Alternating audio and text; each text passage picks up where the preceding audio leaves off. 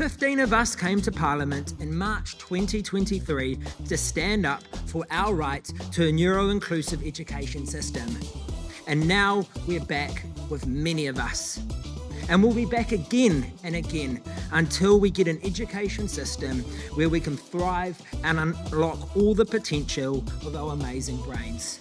Being neurodiverse has had an absolute benefit to the way that I operate, and I've been able to utilise that to become the mayor. Talking about it more and having leaders talk about it has been a game changer for me. Having communities like this where we feel safe is absolutely crucial. I've been encouraging people, don't worry about what other people think and what you think you're meant to be like, because it's just so much better when you drop that mask.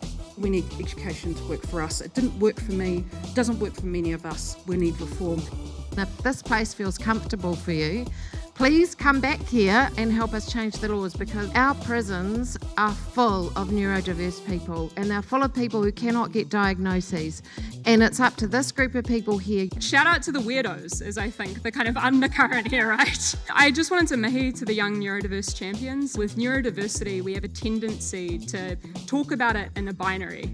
We tend to think or talk about it as a superpower or as this incredibly debilitating or disabling thing. And I think the reality is that it's kind of both in different circumstances. How do we go about making sure that more often than not, it is that superpower? How do we go about making sure that we have an education system that gets the best out of all of us? Raise your hand if at school you have ever been called stupid, if you were ever told you weren't reaching your full potential, if you were told you were a difficult child. The Young Neurodiversity Champions are calling for a ministerial advisory group on neurodiversity with youth and peak body representation to guide the government's work on neurodiversity. We are also seeking government funding support as a national youth-led organisation working to build public awareness of neurodiversity and supporting neurodivergent young people. Do not turn our lives and our right to education as just another political football. We have suffered enough. I had this incredible teacher in year 7 who literally changed my life. Mr. Strange was educated on neurodiversity. Mr. Strange supported me, and I did not feel judged or ostracized for my difference. The easiest way that all of you should do of helping is awareness. Awareness of what someone has going on. All you have to do is ask. I'm an 18-year-old Year 13 student from Whakatane High School who was only recently diagnosed with autism at the age of 16. This diagnosis gave me a sense of who I am after years of struggles growing up undiagnosed and being missed with my symptoms. Many neurodivergent students like myself struggle without proper support, leading to high dropout rates and mental health issues. You should put the human before the system. It takes you every day going to that classroom and learning how to treat every person with an open perspective, to respect their diversities, to create inclusive environments. What you are calling for today is for not only parliamentarians to work cross-party, but also cross-department. Things are piecemeal. They are subscale initiatives. And we need to ensure that we have that joined up strategy to drive an all-of-government approach.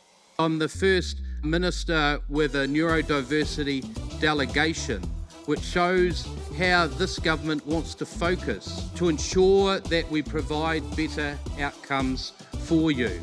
You're looking for better connection with government and ministers, and I can give you that commitment today that we want to engage you. It is that continuum of better identification, screening and assessment, better coordinated support and inclusive environments.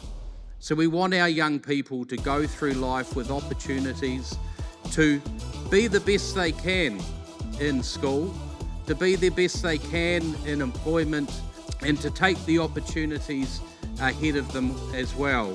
And if that means a government has to look at doing things differently, then we're up for that. It is important that lived experience informs decisions that are made in this place. Hold us to account. That's what we want out of today as well. Real clear actions, recommendations that we can drive forward.